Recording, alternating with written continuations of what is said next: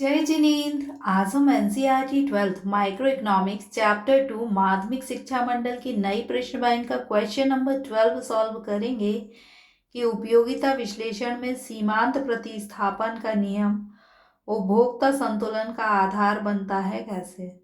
सीमांत प्रतिस्थापन का नियम क्या बताता है कि एक व्यक्ति जो दो वस्तुओं का उपभोग कर रहा है, गेहूं और चावल, तो दोनों वस्तुओं से प्राप्त होने वाली सीमांत उपयोगिता यदि बराबर है तो उपभोक्ता जो है वो संतुलन की स्थिति में होगा।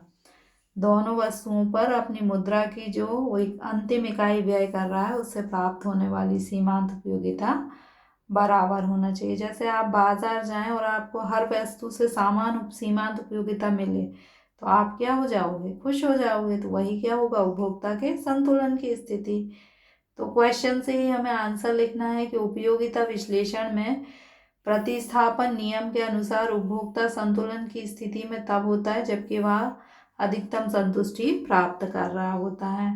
फिर मार्शल की परिभाषा लिखेंगे कि एक उपभोक्ता अपनी सीमित आय से अधिकतम संतुष्टि की प्राप्ति तभी कर सकता है जबकि मुद्रा को विभिन्न वस्तुओं पर इस प्रकार से व्यय करे कि प्रत्येक वस्तु पर व्यय की गई अंतिम इकाई से प्राप्त होने वाली सीमांत उपयोगिता एक समान हो। ये बिल्कुल ध्यान रखने वाली बात है कि प्रत्येक वस्तु की अंतिम इकाई से प्राप्त होने वाली सीमांत उपयोगिता समान है। आप दो वस्तुओं का उपभोग कर रहे हैं तो दोनों वस्तुओं की अंतिम इकाई से आपको यदि समान उपयोगिता मिलेगी तो आप क्या होगे, संतुलन की स्थिति में होगे। यदि हम इसको तालिका से देखें तो इस तालिका में बताया गया है कि आप जो है वो गेहूं और चावल दो चीज़ों का उपभोग कर रहे हैं। आपके पास 10 रुपये हैं और आपको उपयोगिता गेहूं की दी गई है और चावल पर जो सीमांत उपयोगिता मिलेगी।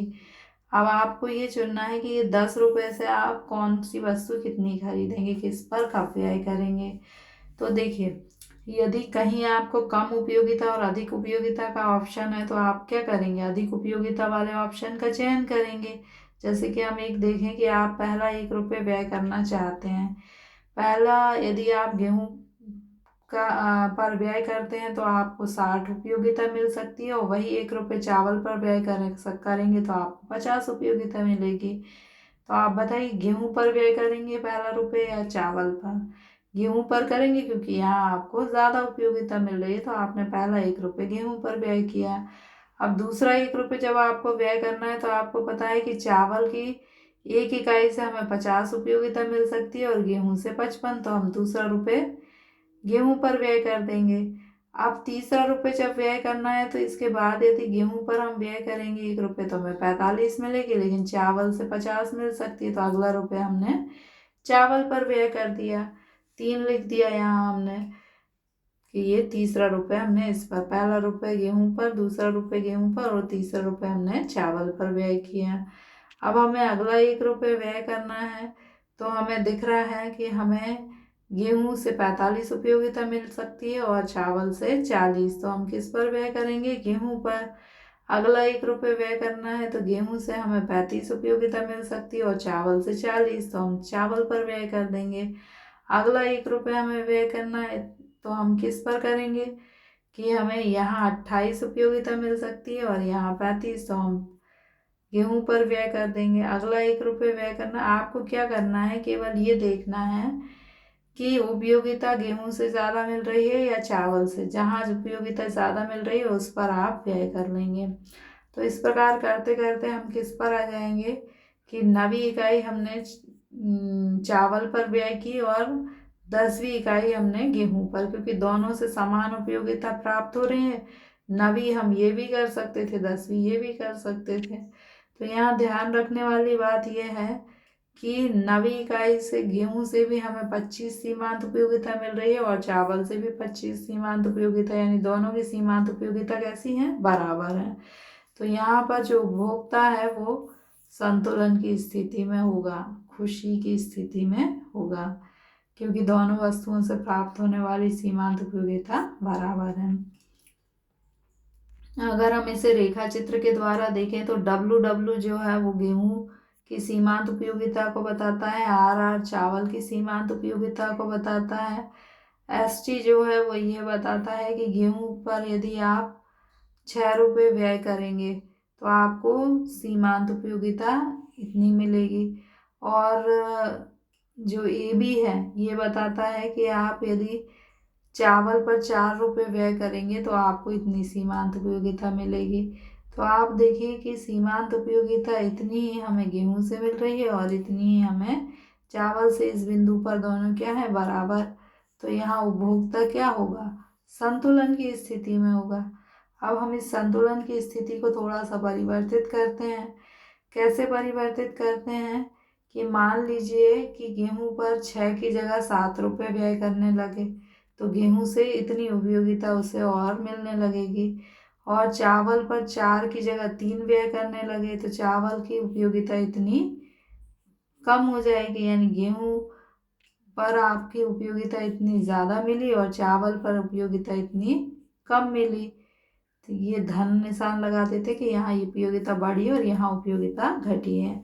अब आप देखिए कि जो उपयोगिता बढ़ी है वो क्या है, उसका क्षेत्रफल है इतना। जो उपयोगिता घटी है उसका क्षेत्रफल है इतना। इन दोनों में से बड़ा कौन है, ये। यानी जो उपयोगिता घटी है वो बड़ी है और जो उपयोगिता बड़ी है वो छोटी है। यानी हमें हानि ज़्यादा हुई है और लाभ माइनस, यानी हानि ज़्यादा हुई है और लाभ कम हुआ है। यानी गेहूं का उत्पादन बढ़ने से हमारी उपयोगिता केवल इतनी ही बढ़ी और गेहूं का उपभोग करने से हमारी उपयोगिता केवल इतनी बढ़ी, जबकि चावल का उपभोग कम करने से हमारी उपयोगिता अधिक घट गई। तो इन दोनों में जो ये हानि का क्षेत्र है और ये लाभ का, यहाँ उपयोगिता बढ़ी है, यहाँ उपयोगिता घटी है। तो उपयोगिता घटी है वो ज़्यादा है और उपयोगिता बढ़ी है वो कम है। तो उपभोक्ता जो है वो संतुलन की स्थिति में नहीं होगा। तो यहाँ उपभोक्ता संतुलन की स्थिति में क्यों नहीं होगा, क्योंकि उसको जो उपयोगिता घट रही है वो ज़्यादा है और जो उपयोगिता प्राप्त हो रही है वो कम है। तो अब उपभोक्ता संतुलन के लिए क्या करेगा, अब उपभोक्ता संतुलन के लिए ये जो पुरानी वाली स्थिति थी यानी इस स्थिति पर आ जाएगा। गेहूं का AB और चावल से प्राप्त होने वाली सीमांत उपयोग मुद्रा की सीमांत उपयोगिता ये है। यहाँ दोनों की सीमांत उपयोगिता क्या है, बराबर है और यहाँ उपभोक्ता क्या होगा, संतुलन की स्थिति में होगा। In utility analysis, the law of substitution form the basis of consumer equilibrium. How? आपको लॉ ऑफ सब्स्टिट्यूशन के अकॉर्डिंग कंज्यूमर इक्विलिब्रियम को बताना है। तो कंज्यूमर जो है वो इक्विलिब्रियम की पोजीशन में कब होता है, जब वो मैक्सिमम सेटिस्फैक्शन अचीव करता है। प्रोफेसर मार्शल ने बताया है कि जो इक्वल मार्जिनल या लॉ ऑफ सब्स्टिट्यूशन है उसमें जो कंज्यूमर है वो मैक्सिमम सेटिस्फैक्शन का प्राप्त करता है when the spends of the currency on different item in such a way that the marginal utility of derived from the last unit of currency spent on each item is same। Means यदि आप 2 item use कर रहे हैं तो जो last unit से money की last unit से जो मार्जिनल यूटिलिटी मिलती है वो दोनों जो गुड्स हैं उनकी उन पर स्पेंड की गई मनी से अचीव की गई मार्जिनल यूटिलिटी कैसी हो, बराबर हो। तब कंज्यूमर जो है हैप्पी होगा, मैक्सिमम सेटिस्फैक्शन अचीव करेगा। यदि हम इसको तालिका से देखते हैं तो आपके पास 10 रुपये हैं, गेहूं भी 1 रुपये किलो है और चावल भी 1 रुपये किलो है। अब 10 रुपये आपको व्यय करना है, ये आपको मार्जिनल यूटिलिटी दी गई है। तो अब आप कैसे व्यय करेंगे, पहली इकाई जो है यदि आप गेहूं पर व्यय करते हैं तो 60 और राइस पर एक्सपेंस करते हैं तो 50 रुपये मार्जिनल यूटिलिटी है। तो यहाँ मार्जिनल यूटिलिटी ज़्यादा है तो फर्स्ट यूनिट आप यहाँ एक्सपेंस कर देंगे मनी की। अब अगली यूनिट एक्सपेंस करना है तो व्हीट पर हमें 55 जो है मार्जिनल यूटिलिटी है, जबकि राइस की मार्जिनल यूटिलिटी ओनली 50 ही है एक यूनिट एक्सपेंस करने की। तो नेक्स्ट यूनिट भी आप व्हीट पर ही एक्सपेंस करेंगे। इसके बाद व्हीट की यूटिलिटी 45 है जबकि राइस से अचीव होने वाली यूटिलिटी 50 है। तो नेक्स्ट यूनिट आप राइस पर एक्सपेंस कर देंगे। इस प्रकार करते करते आप लास्ट यूनिट जो है वीट पर एक्सपेंस करेंगे और राइस पर एक्सपेंस करेंगे, दोनों की मार्जिनल यूटिलिटी 25 यानी बराबर है, और यहाँ पर जो कंज्यूमर है वो हैप्पी होगा, मैक्सिमम सेटिस्फेक्शन प्राप्त करेगा, इक्विलिब्रियम पोजीशन पर होगा। यानी आप 6 यूनिट जो है वो वीट की पर एक्सपेंस करेंगे और मनी की 4 यूनिट आप राइस पर एक्सपेंस करेंगे, तो दोनों की लास्ट यूनिट जो मनी की एक्सपेंस की है उससे आपको मार्जिनल यूटिलिटी इक्वल अचीव होगी और कंज्यूमर इक्विलिब्रियम पोजीशन में होगा। WW shows the marginal utility of wheat, RR shows the marginal utility of rice, ST shows the marginal utility of money spend 6 rupees on wheat. आप wheat पर 6 rupees expense करेंगे तो आपको इतनी utility मिलेगी। और AB shows marginal utility of money spending 5, यहाँ आप स्पेंडिंग 4 रुपीज़ ऑन राइस पर 4 रुपीज़ स्पेंड करेंगे तो आपको इतनी मार्जिनल यूटिलिटी मिलेगी। यहाँ दोनों की मार्जिनल यूटिलिटी बराबर है और यहाँ कंज्यूमर क्या है, हैप्पी होगा, इक्विलिब्रियम पोजीशन में होगा।